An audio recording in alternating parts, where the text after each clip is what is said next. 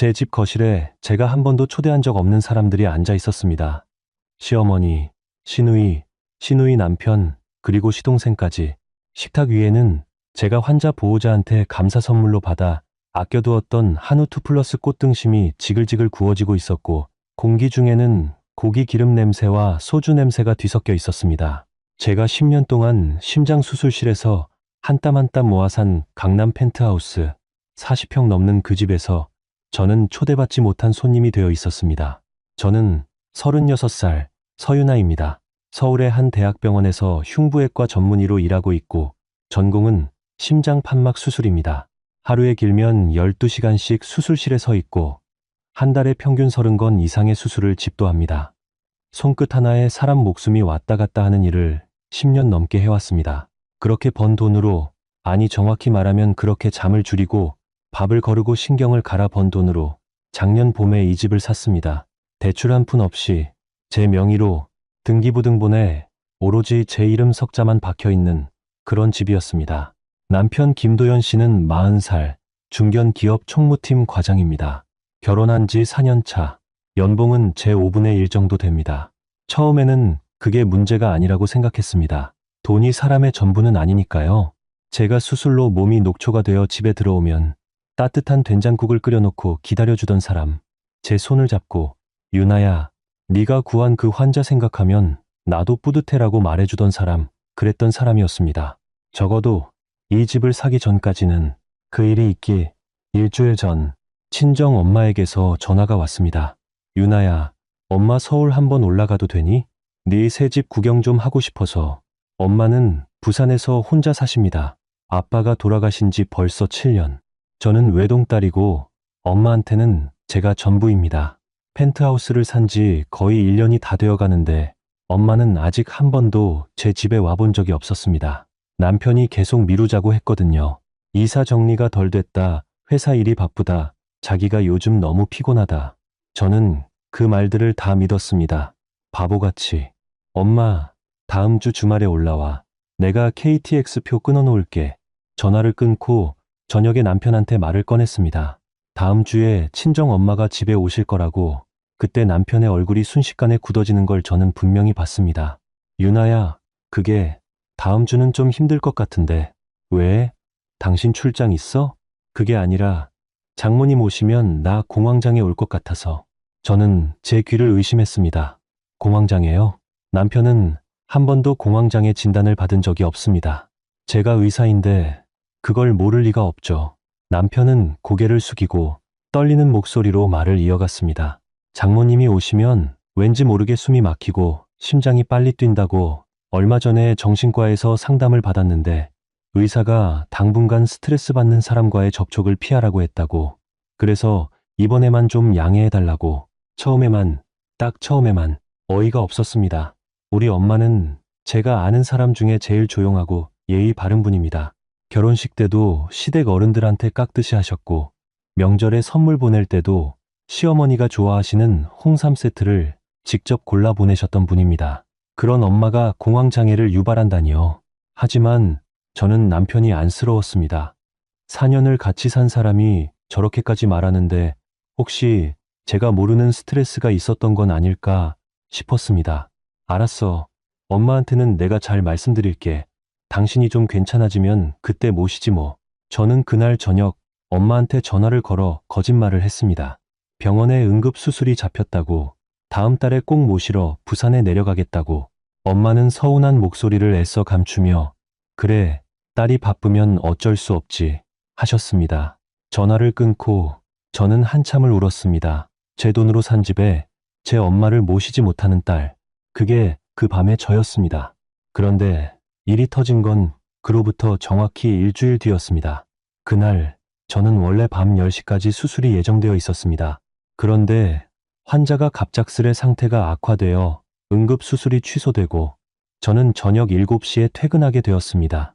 남편한테는 미처 연락을 못했습니다. 수술복 갈아입고 차에 타서 운전하기 바빴거든요. 빨리 집에 가서 뜨끈한 된장국에 밥 한 그릇 먹고 자고 싶다는 생각뿐이었습니다. 집 앞 주차장에 차를 세우고 엘리베이터를 탔습니다. 우리 집 층은 비밀번호를 눌러야 내려주는 펜트하우스 전용층입니다. 그런데 이상하게 제 층 복도에서부터 고기 굽는 냄새가 진동을 했습니다. 옆집은 비어 있는데 어디서 냄새가 나는 걸까? 현관 앞에 섰을 때 저는 안에서 왁자지껄한 웃음소리를 들었습니다. 여러 명의 목소리, 남자, 여자, 웃음소리, 소주잔 부딪히는 소리. 저는 현관문에 귀를 댔습니다. 분명히 시어머니 목소리였습니다. 어머, 이 집 진짜 좋다. 우리 도연이 사위 덕에 호강한다. 호강해. 신우이 목소리도 들렸습니다. 오빠가 능력 있으니까 이런 집에서 사는 거지. 올케 언니 혼자 벌었다고 유세 떠는 거 꼴 보기 싫어. 저는 그 자리에 얼어붙었습니다. 심장이 덜컥 내려앉는다는 게 이런 느낌이구나. 처음 알았습니다. 손이 떨려서 비밀번호를 제대로 못 누를 뻔했습니다. 숨을 한 번 깊이 들이쉬고 저는 문을 열었습니다.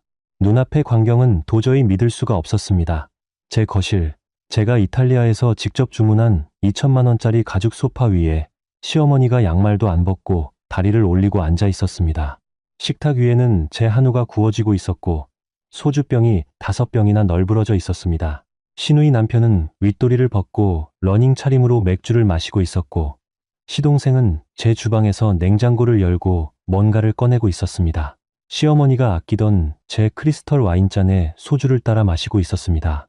그 와인잔은 제가 학회 때문에 독일에 갔을 때 큰맘 먹고 사온 거였습니다. 저를 본 시어머니의 얼굴이 그제야 살짝 움찔했습니다. 하지만 그것도 잠시. 시어머니는 금방 웃으며 저를 맞았습니다. 어머, 우리 며느리 일찍 왔네? 수술 없다더니? 어머니, 이게 다 뭐예요? 뭐긴 뭐야. 식구들끼리 모여서 고기 좀 구워 먹는 거지. 도연이가 엄마 온다고 좋은 고기 사놨다면서 오라고 했어. 제가 아껴두었던 한우를 남편이 자기 엄마 대접한다고 꺼냈다는 겁니다. 저한테는 한마디 말도 없이 제가 거실 한가운데 서 있는데 누구 하나 일어서는 사람이 없었습니다. 시누이는 제 얼굴을 쓱 훑어보더니 코웃음을 쳤습니다. 올케 언니, 뭘 그렇게 정색을 해요. 가족끼리 왔는데. 가족, 이 사람들이 가족이라고요? 저는 숨을 고르며 물었습니다. 그런데 어떻게 들어오셨어요? 저희 집 비밀번호 아시는 분 없는데. 순간 거실에 침묵이 흘렀습니다. 시어머니가 눈빛으로 남편을 찾았습니다. 그제야 저는 알았습니다. 남편이 부모님한테 우리 집 비밀번호를 알려준 겁니다. 그때 안방문이 열리고 남편이 어색한 얼굴로 나왔습니다. 유나야, 왔어? 그게 엄마가 오랜만에 서울 오셨길래. 도연씨, 잠깐 방으로 좀 와요. 저는 남편을 끌고 안방으로 들어갔습니다. 문을 닫고 돌아서자마자 물었습니다. 당신 우리 집 비밀번호 어머니한테 알려줬어? 유나야, 한 번만. 이번만. 엄마가 올라오셨다길래. 한 번만이 아니잖아. 저 사람들 지금 여기 완전히 편하게 있잖아. 처음 오는 사람들이 아니잖아. 남편은 말을 못했습니다. 저는 그 얼굴을 보면서 갑자기 기억 하나가 떠올랐습니다.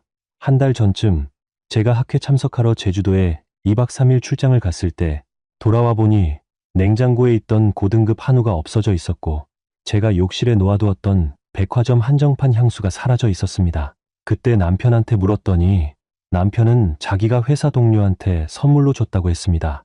저는 속으로 좀 황당했지만 남편이 그렇게 말하니 더 이상 묻지 않았습니다. 그런데 이제 와서 생각하니 그게 다 시댁 식구들이 와서 가져간 거였습니다. 저는 남편을 뚫어지게 쳐다보며 물었습니다. 도연 씨, 솔직히 말해. 저 사람들 지금까지 몇 번이나 왔어? 남편은 고개를 떨구더니 겨우 대답했습니다. 매주, 거의 매주.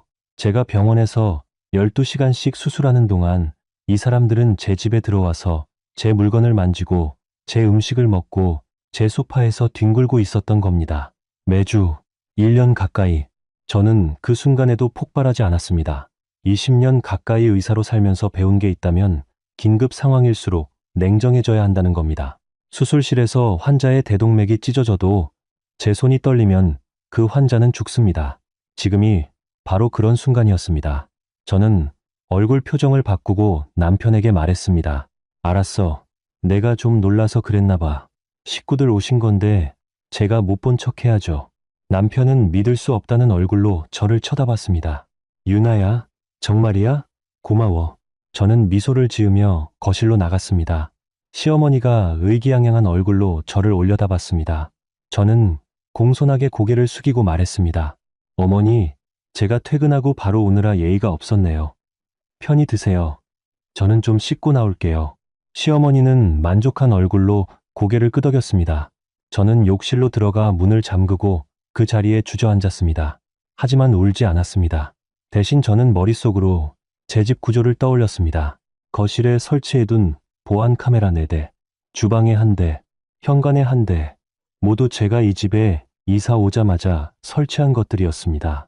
병원에서 환자 개인정보를 다루는 일도 있고 값비싼 의료 장비 관련 자료도 집에서 종종 검토하기 때문에 제 집 보안은 늘 신경 써왔습니다. 카메라에는 1년치 영상이 고스란히 저장되어 있을 터였습니다.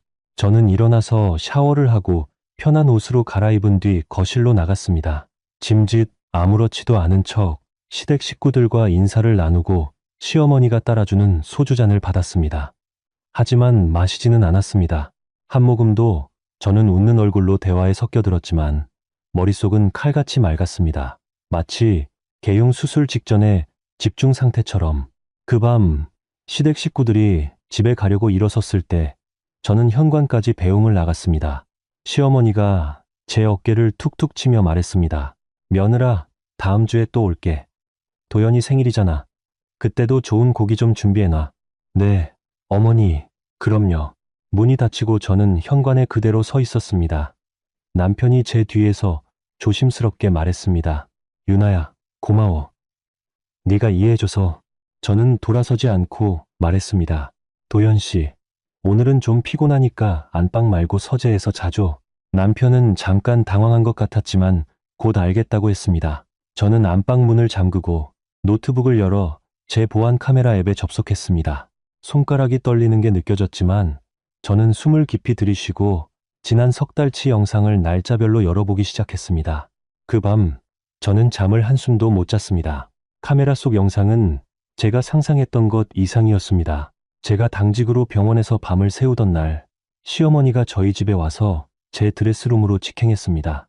그리고 제가 수술학회 때 입으려고 사두었던 명품 정장을 자기 몸에 대보더니 아무렇지도 않게 쇼핑백에 담아 가지고 나갔습니다. 또 다른 날, 시누이가 제 화장대 앞에 앉아서 제 화장품을 자기 얼굴에 바르고 그걸 자기 가방에 몇 개씩 넣어갔습니다. 시누이 남편은 제 서재에 들어가 책상 서랍을 열어보고 서류 몇 장을 사진으로 찍어갔습니다. 제가 환자 보호자와 주고받은 감사 편지, 의료 기록 사본이 들어있는 그 서랍을요. 시동생은 제 컴퓨터를 켜보려고 시도했습니다. 비밀번호를 모르니 로그인은 못했지만 몇 번이고 시도한 흔적이 영상에 남아 있었습니다. 그리고 가장 충격적인 영상은 2달 전에 찍힌 것이었습니다. 제가 부산 친정 엄마 댁에 2주간 쉬러 내려갔을 때, 그때 남편은 저한테 회사 일이 많아서 집에 있을 거다라고 했습니다. 그런데 영상 속 남편은 시어머니한테 우리 집 안방 화장대 서랍을 열어 보여주고 있었습니다. 그 서랍 안에는 제가 결혼 전에 사둔 다이아몬드 목걸이와 어머니한테 물려받은 진주 귀걸이가 들어 있었습니다. 시어머니는 진주 귀걸이를 집어들더니 자기 귀에 대보고는 그대로 주머니에 넣었습니다. 남편은 옆에서 어머니, 이거 유나가 잘 안 해요. 편히 쓰세요 하고 웃고 있었습니다. 저는 그 장면을 보면서 한참을 멍하니 앉아 있었습니다. 눈물조차 안 나왔습니다. 4년 동안 제가 사랑했다고 믿었던 사람의 민낯, 제 것을 제 것이라 말하지 못하는 시간, 매주 4년간 그때 제가 생각한 건 이상하게도 분노가 아니었습니다. 냉정한 전략이었습니다.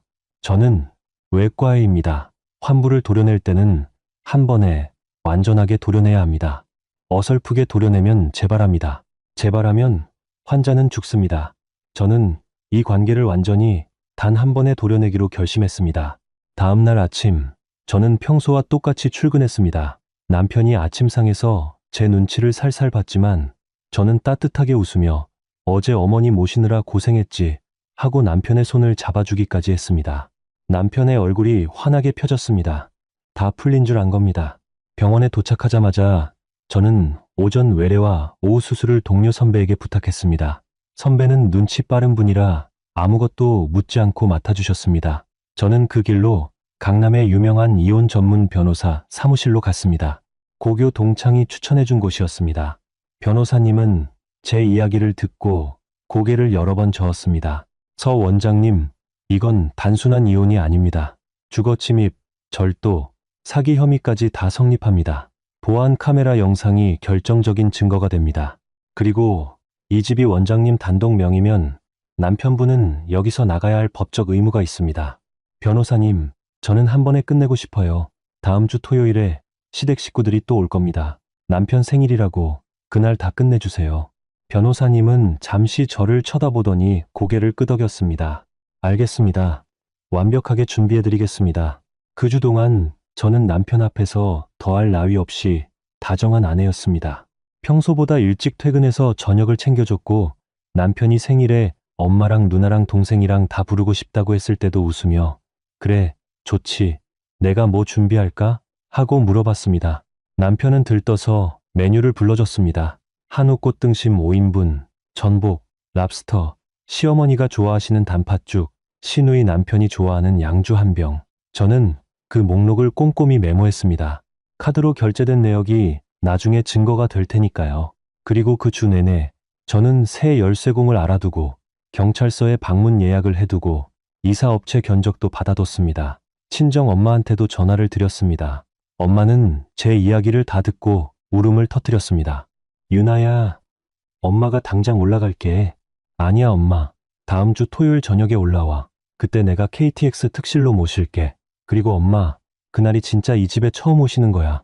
엄마는 전화기 너머에서 꾹꾹 눌러 담은 목소리로 알았다, 내 딸 하셨습니다. 드디어 그 토요일이 왔습니다. 남편 생일. 저는 아침부터 진짜 분주한 척 장을 봐왔고 냉장고를 꽉꽉 채웠습니다. 그리고 남편한테 말했습니다. 오늘은 내가 일찍 병원에 잠깐 들러야 해. 오후 4시까지는 올게. 어머님 오시면 거실에 편히 계시라고 해드려. 그래, 수고해 유나야. 당신 정말 고마워. 저는 차를 몰고 나갔지만 병원에 간 게 아니었습니다. 경찰서에 먼저 들러서 주거침입 및 절도건으로 정식 신고를 접수하고 수사관 2분이 오후 5시에 저희 집에 출동하도록 협조 요청을 해두었습니다. 그리고 변호사 사무실에 들러서 이혼소장, 손해배상 청구서, 집퇴거 요구서를 최종 점검했습니다. 야, 열쇠공에게도 5시 반에 집 앞으로 오라고 예약을 걸어두었습니다. 마지막으로 친정엄마를 모시러 서울역에 가서 특실에서 내리는 엄마를 꼭 안았습니다. 엄마 손을 잡고 집 앞에 도착한 건 오후 5시 정각이었습니다. 엘리베이터에서 내리자마자 어김없이 고기 냄새, 웃음소리, 소주 냄새가 났습니다. 저는 엄마한테 조용히 하시라고 눈짓을 하고 그대로 문을 열었습니다. 예상대로 시어머니, 시누이 부부, 시동생, 남편이 다 모여 있었습니다. 시아버지는 이번에도 안 오셨습니다. 나중에 들은 얘기지만 시아버지는 이 모든 일을 전혀 모르고 계셨습니다. 시어머니가 자기 마음대로 휘두르고 다녔던 거죠. 거실로 들어선 저를 보고 시어머니가 반갑게 일어섰습니다. 그런데 제 옆에 서 있는 친정 엄마를 보고는 얼굴이 확 일그러졌습니다. 어머, 이게 누구야? 사돈 아니세요? 제 친정 엄마가 조용히 고개를 숙여 인사했습니다. 남편은 얼굴이 새하얘져서 자리에서 일어섰습니다. 유나야, 장모님이 어떻게? 나한테 말도 안 하고. 저는 대답하지 않고 손에 들고 있던 서류 봉투를 꺼냈습니다. 그때 현관벨이 울렸습니다.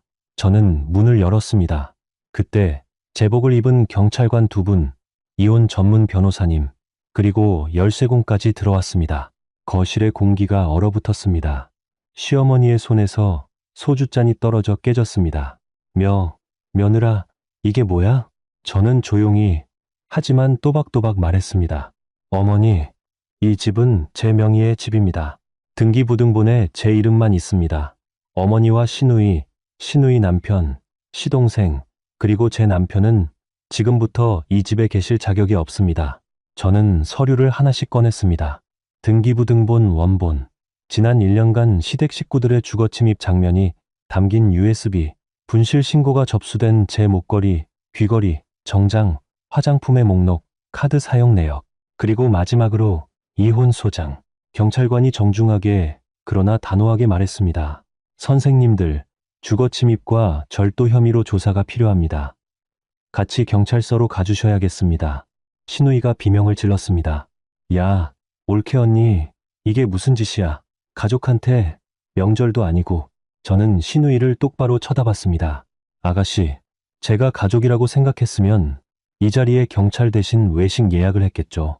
그런데 제가 오늘 여기 경찰을 부른 이유를 잘 생각해 보세요. 그리고 앞으로 저를 가족이라고 부르지 마세요. 저는 오늘부로 당신들과 남입니다. 시어머니가 갑자기 주저앉아 울기 시작했습니다. 며느라, 엄마가 잘못했어.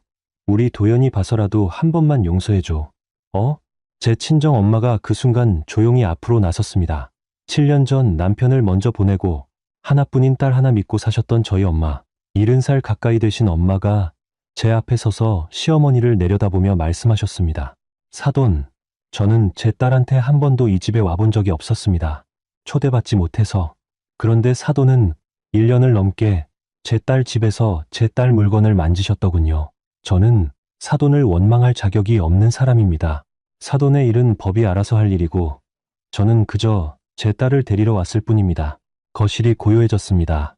시어머니는 말문이 막혔고 시누이는 고개를 숙였습니다. 시누이 남편은 조용히 웃옷을 챙겨 입었고 시동생은 냉장고에서 꺼내 담은 전복을 슬그머니 식탁에 내려놓았습니다. 남편이 제 앞으로 와서 무릎을 꿇었습니다. 유나야, 내가 다 잘못했어. 내가 미쳤었어. 한 번만, 딱 한 번만 기회를 줘. 내가 다 고칠게. 엄마랑도 연 끊을게. 뭐든지 할게. 저는 남편을 내려다봤습니다. 4년 전 결혼식 날, 이 사람이 제 손을 잡고 유나 네가 수술실에서 지칠 때마다 내가 네 쉴집이 될게 라고 했던 그 얼굴이 떠올랐습니다. 그 사람과 지금 제 앞에 무릎 꿇은 사람이 정말 같은 사람인가? 어쩌면 저는 처음부터 존재하지 않았던 사람을 사랑한 건지도 모릅니다. 저는 차갑게 말했습니다. 도연 씨, 당신이 저한테 공황장애가 온다고 했을 때 저는 당신을 믿었어요. 당신이 환자인 줄 알았거든요. 그런데 환자는 당신이 아니라 저였더군요. 4년 동안 당신 옆에서 서서히 병들어가고 있었던. 이제 제가 제 치료를 시작할게요. 당신은 여기서 오늘 밤 안으로 짐 빼세요. 변호사님이 이혼 서류 여기 두고 가실 겁니다. 도장 찍고 가세요. 위자료, 재산 분할, 제가 가진 증거만으로 충분히 제가 유리한 조건으로 갈 겁니다. 다투고 싶으면 다투셔도 좋아요. 대신 카메라 영상 전부가 법원에 제출될 거예요. 남편은 더 이상 말을 잇지 못했습니다. 경찰관이 시어머니, 시누이 부부, 시동생을 데리고 경찰서로 향했습니다. 열쇠공은 그 자리에서 현관 디지털 도어락을 전면 교체했습니다. 새 비밀번호는 오로지 저와 친정 엄마만 아는 번호였습니다. 모두가 떠난 뒤 저는 엄마와 단둘이 거실에 앉았습니다. 엄마는 제 손을 잡고 한참을 말이 없으셨습니다. 그러다가 조용히 물으셨습니다. 유나야, 괜찮아? 엄마, 나 오늘 태어나서 제일 잘한 일 한 것 같아. 엄마가 살짝 웃으셨습니다. 그리고는 주방으로 가서 제가 아까 사다 놓은 재료로 된장국을 끓이기 시작하셨습니다. 1년 만에 처음으로 제 집 주방에서 제 엄마가 밥을 짓는 소리가 들렸습니다. 달그락거리는 그릇 소리, 된장 푸는 향. 저는 소파에 앉아 눈을 감았습니다. 이 소리야말로 제가 이 집을 산 진짜 이유였다는 걸 이제서야 알았습니다. 이혼은 3개월 만에 끝났습니다. 제가 가진 증거가 압도적이었기 때문에 남편은 변변한 반박 한번 못 해보고 모든 조건을 받아들였습니다. 집은 원래부터 제 것이었고 위자료는 적지 않은 금액으로 정해졌습니다. 시어머니와 시누이는 주거침입과 절도 혐의로 기소되어 집행유예와 함께 제가 잃어버린 물건들에 대한 손해배상 판결을 받았습니다. 시아버지께서 저한테 따로 전화를 주셔서 식구들이 저지른 일을 모두 알고 깊이 사과하셨습니다. 좋은 분이셨습니다. 저는 그분께는 원망이 없었습니다. 이혼 후 저는 휴가를 내고 친정엄마와 제주도에 2주간 여행을 다녀왔습니다. 돌아와서는 제 집 거실을 전부 새로 꾸몄습니다. 시어머니가 앉았던 소파는 기부하고 시누이가 화장품을 바르던 화장대는 바꿨습니다. 새 소파 위에 엄마의 사진을 걸었고 현관 옆에는 아빠의 옛날 사진도 한 장 올려두었습니다. 비로소 진짜 제 집이 되었습니다. 요즘 저는 수술 끝나고 집에 오면 현관 앞에서 심호흡을 합니다. 예전처럼 오늘은 또 누가 와 있을까라는 두려움이 아니라 오늘은 내가 혼자 어떻게 쉴까라는 설렘으로 냉장고에는 엄마가 담가주신 김치와 된장이 가득하고 주방에는 저 혼자 쓰는 에스프레소 머신이 놓여 있습니다. 그 누구도 제 허락 없이는 이 문턱을 넘어오지 못합니다. 얼마 전 친정 엄마가 다시 부산으로 내려가시는 길에 KTX 플랫폼에서 저를 안으며 말씀하셨습니다. 유나야, 집이라는 건 말이야, 벽과 지붕만 있는 게 아니란다. 네가 편히 숨 쉴 수 있는 곳이 집이야. 그동안 내 집은 집이 아니었지. 저는 엄마의 그 말에 오래도록 고개를 끄덕였습니다. 제가 10년을 수술실에서 몸을 갈아 넣고 번 돈으로 산 그 집이 드디어 진짜 제 집이 된 건 이혼 서류에 도장을 찍은 그날부터였다는 걸 저는 분명히 알고 있었습니다. 가끔 저는 그날의 카메라 영상을 떠올립니다. 제 집에서 제가 초대받지 못한 손님이 되어 있던 그 순간, 그리고 다음 주에 경찰과 변호사와 함께 문을 열고 들어섰던 그 순간, 두 개의 장면 사이에 한 여자의 인생이 완전히 바뀌었습니다. 저를 무너뜨릴 뻔했던 그 집이 이제는 저를 지켜주는 가장 단단한 방패가 되었습니다. 그리고 저는 오늘도 이 집에서 온전한 제 삶을 살고 있습니다.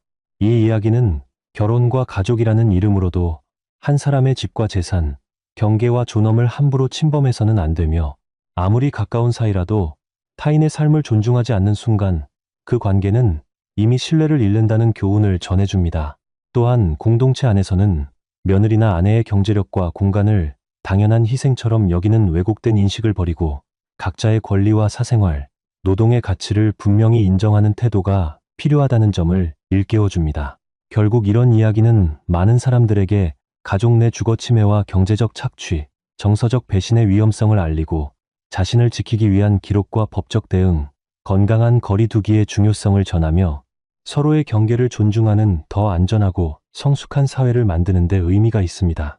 이 이야기는 결혼과 가족이라는 이름으로도 한 사람의 집과 재산, 사생활과 존엄을 함부로 침범해서는 안 되며, 아무리 가까운 관계라 해도 신뢰를 배반하고 타인의 경계를 넘는 순간 그 관계는 더 이상 보호받을 수 없다는 교훈을 전해줍니다. 또한 공동체 안에서는 며느리나 아내의 경제력과 공간을 가족 모두가 마음대로 써도 되는 희생처럼 여기는 왜곡된 인식을 버리고 각자의 권리와 소유, 노동의 가치를 분명히 존중하는 태도가 필요하다는 점을 일깨워줍니다. 결국 이런 이야기는 많은 사람들에게 가족 내 주거 침해와 경제적 착취, 정서적 배신의 위험성을 알리고 기록과 증거, 법적 대응과 건강한 거리 두기를 통해 스스로를 지키는 용기가 더 안전하고 성숙한 사회를 만드는데 얼마나 중요한지 보여줍니다.